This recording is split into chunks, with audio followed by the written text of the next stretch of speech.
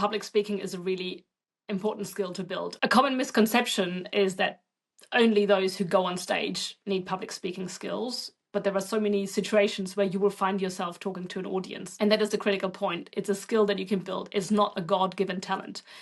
Nobody wakes up and is an amazing speaker. The people you see on stage have practiced and rehearsed over and over and over again until they know all their lines and until they can come across with conviction and with passion and charisma. So if I can give you a couple of very handy tips to make your next presentation better, whether that's speaking to 3,000 people or to your team of 3, it's to practice your opening, to always start with something really strong. If you think back to a presentation you've witnessed, maybe you've been in the same situation as me, where I've seen somebody go on stage, the first thing they do is they look at their slides to read their name, and that doesn't give me a great deal of confidence as an audience member if they have to read their name. Of course they know their name, but the nerves, they really show. So delivering your first minute or two straight to the audience or straight to the camera, saying your name, introducing your topic, and starting really strong. And that requires a bit of rehearsal, and you can do that anywhere. You can do it in the shower, you can do it in the car on your way to work,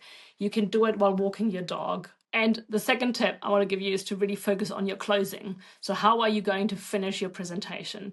Ideally, you give people something to do afterwards, some sort of call to action, or maybe, those conclusions, points that you want them to remember afterwards. And again, this is something you want to practice. You want to make sure that's really strong and sharp, and it leaves maybe some time for questions afterwards. And I say focus on the beginning and the end because the middle, the meat of your presentation, is usually some sort of technical or business topic that you're really familiar with anyway, because that's why you're presenting it in the first place. If you practice the beginning and the end, I am confident you will be better, and you will feel much better going into the presentation because I've got this nailed. I can get through the start, because that's usually the most nerve-wracking point. And once you've gotten through that, you're in the swing of things, you've hit your groove, and you can then continue with the main parts of your presentation.